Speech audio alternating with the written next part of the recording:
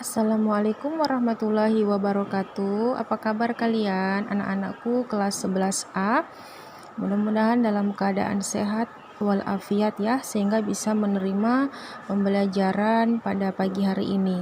Baik, jadwal kita pada pagi hari ini adalah matematika peminatan. Jadi untuk matematika peminatan kita masih menggunakan buku yang lama ya, buku yang sampulnya berwarna seperti ini. Nah, silakan kalian sebelum mengikuti pembelajaran, sebelum melanjutkannya, disediakan dulu bukunya, kemudian dicari materi tentang trigonometri, tepatnya tentang aturan sinus, aturan kosinus, dan luas segi 3. Jadi materi ini Ibu sudah bahas di semester lalu, cuman Ibu mau mengingatkan kembali sedikit ya sebelum masuk ke materi selanjutnya. Karena kalau di sini nggak paham, belum paham, nanti kita bingung masuk ke aturan materi selanjutnya. Jadi sebelum masuk ke materi aturan sinus, aturan kosinus, dan luas segitiga, Ibu mau memberikan kalian sedikit gambaran ya di sini. Gambar ini adalah salah satu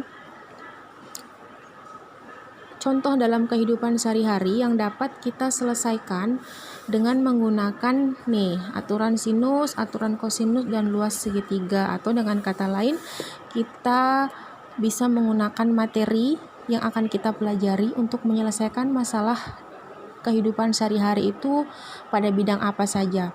Nah, salah satunya nih sudah ada ya. Di sini sudah ada gambar Menara Pisa. Ayo, kalian ada yang tahu nggak Menara Pisa itu letaknya di mana? Yaitu ada di Italia ya. Menara ini terkenal sebagai menara yang memiliki tingginya itu nggak tegak lurus terhadap tanah, melainkan dia condong. Nah, condongnya di sini sudah ada datanya ya, bahwa Menara Pisa dia menyimpang sebesar 5,5 derajat dari yang seharusnya tegak lurus dengan tanah. Berarti artinya dia memiliki kecondongan sebesar 5,5 derajat. Kemudian dari gambar ini ya, kita bisa, ini gambar nyatanya nih, mengilustrasikan dalam bentuk matematikanya ya. Ini gambar aslinya, jadi di bawah ini sudah ada gambar ilustrasi kalau kita buat dalam bentuk matematika. Di sini ada titik ya, titik A, titik B, dan titik C, dan titik D. Titik C ini adalah titik A dari C, titik ketika menara itu condong. Sedangkan titik dari A ke D adalah titik ketika menaranya tegak lurus terhadap tanah. Tadi sudah dikatakan bahwa kecondongannya berapa, yaitu 5,5 derajat. Berarti di sini besarnya itu 5,5 derajat. Nah, di sini ada keterangannya lagi bahwa dari titik 100 meter dari menara, puncak menara dapat dilihat dengan sudut elevasi 30,5 derajat. Jadi 100 meternya itu adalah dari sini. Dari titik A ke titik B itu sejauh 100 meter bisa dilihat dengan sudut elevasi 30 derajat ke puncak menara. Ada yang masih ingat nggak sudut elevasi itu apa?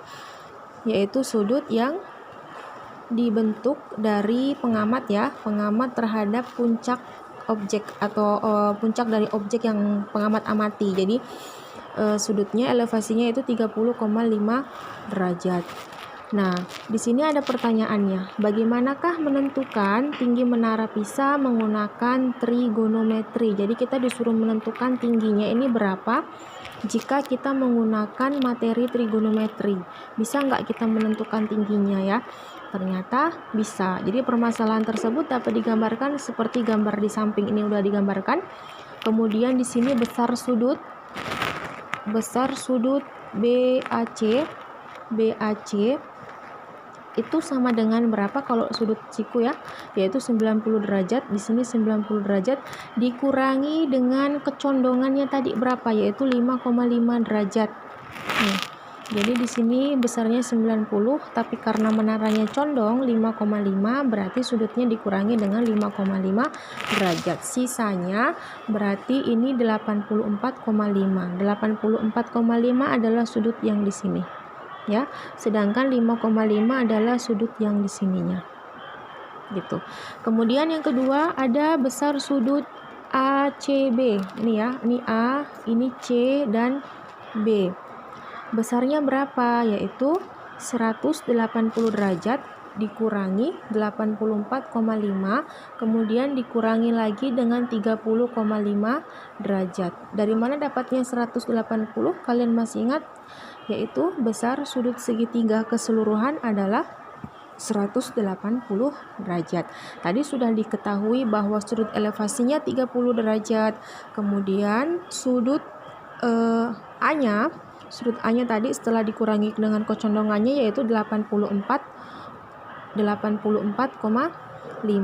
Sisanya berarti tinggal dikurangin aja. Jadi sudut C di sini yaitu 180 dikurangi dengan 84,5 dikurangi lagi dengan 30,5. Ya, itu adalah sudut C-nya atau besar sudut C-nya. Nah, ternyata di sini segitiganya itu membentuk segitiga sembarang ya. Dia tidak kita fokus ke segitiga nih, A, B, C dulu, segitiga ABC. Jadi untuk segitiga ABC di sini adalah segitiga sembarang di mana sudutnya juga di sini bukan segitiga siku-siku atau bukan segitiga sama kaki atau bukan segitiga sama sisi, melainkan di sini sudutnya masing-masing mempunyai sudut yang beragam ya. Nah, sudutnya di sini sudut C-nya tadi dapat 65 nih. Setelah dikurangi semuanya dapatnya 65. Nah, ternyata dari permasalahan ini kita bisa menentukan tinggi menara itu dengan menggunakan aturan dari aturan sinus. Jadi aturan sinus di sini perlu kalian pahami ya. Kita lihat dulu. Jadi di sini ada perbandingan AC dibanding sin sudut B. Kita fokusnya ke segitiga A, B, dan C ya. Ini kalau digambarkan kayak gini. Ibu gambarkan ulang. Misal. Jadi kalau misalkan di sini A, di sini B, di sini C. Maaf, gambarnya dia agak ini. Harusnya lurus ya.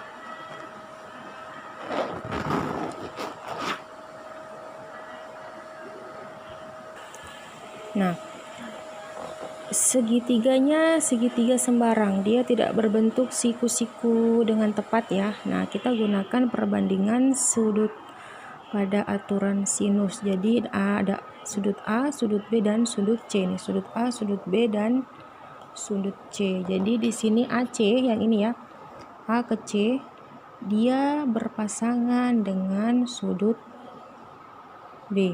Jadi AC berpasangan dengan sudut B. Karena kita sedang bahas aturan sinus, perbandingannya berarti AC banding sudut B atau sin sudut B. Jadi AC banding sin B.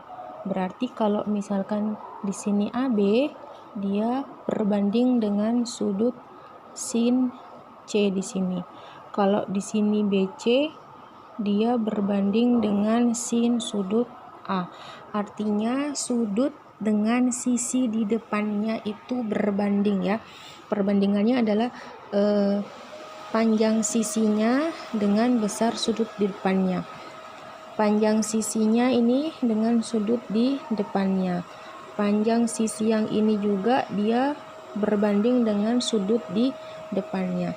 Sehingga di sini ada perbandingannya nih. AC banding sin B. AC banding ini AC banding sin B. Sudutnya di depannya adalah sudut B. Kemudian yang kedua ada AB. Ini ya. AB sin sudut C. Di sini ada AB sin sudut C. Kemudian yang terakhir tadi sudah AC, sudah AB, berarti ada sisi BC nanti. Sisi BC berarti dia berbanding dengan sin sudut A. Tapi di sini yang digunakan hanya ada 2 perbandingan sudut. Itu nggak apa-apa ya. Jadi kalau kita mau mencari salah satunya, yang penting ada satu sisi sudah diketahui atau 2 sudut diketahui. Nah, lihat di sini ada AC per sin B sama dengan AB per sin C. Sehingga di sini AC AC itu yang akan kita cari, yaitu tinggi menaranya tadi berapa. Per sin sudutnya 30,5 derajat nih. Sin 30,5 derajat sama dengan AB banding sin sudut C. Tadi AB-nya berapa? 100. Sudut C-nya sudah diketahui yaitu 65 nih. Sudut ACB-nya itu 65. Sehingga di sini perbandingannya kita yang dicarikan AC ya tadi, A ke C-nya itu berarti AC sama dengan 100 dikalikan sin 30,5 derajat kemudian dibagi dengan sin 65. Kita kalikan silang, jadi AC sama dengan ini kali ini dibagi ini. Nah ini hasilnya sama dengan 56 meter. Untuk besar sudutnya sin 30,5 dan sin 65 kita bisa cari di kalkulator ya, karena ini bukan sudut-sudut istimewa. Kita bisa menggunakan kalkulator untuk menentukan besar sudut sinnya itu berapa. Setelah dikalikan 100 dibagi sin 65 hasilnya 56 meter. Nah, di sini berarti sudah diketahui bahwa panjang A ke C-nya itu 56. Nah, di sini perhatikan segitiga siku-siku ACD ya. Sekarang siku-sikunya menjadi ACD. Nah, kalau ini dia siku-siku karena tadi udah dikatakan ini adalah tinggi ketika dia tegak lurus dengan tanah, sedangkan C itu adalah tinggi ketika dia condong dengan tanah. Jadi kita fokusnya sekarang ke segitiga ACD. Nah, pada segitiga ACD di sini kita gunakan perbandingan pada segitiga siku-siku. Jadi kalau kita mau menentukan cos sudut A, cos sudut A itu adalah apa? Cos samping, perbandingan cos itu adalah samping dibagi miring atau cosami. Nah, tadi kan miringnya udah ada 56 nih, kemudian sudutnya juga udah ada kan tadi, yaitu 5,5 derajat nih kecondongannya tadi. Sehingga cos A itu sama dengan AD dibagi AC. Cosami, samping dibagi miring. Sampingnya AD, miringnya AC. Nah, lihat di sini.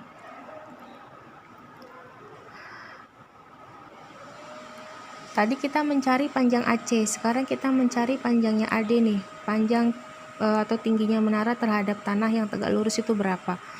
Nah, berarti cos 5,5 derajat sama dengan AD dibagi 56 atau AD sama dengan ini ya. Jadi cos 5,5 itu dicari di kalkulator kemudian dikalikan dengan 56, hasilnya adalah 55,742 meter.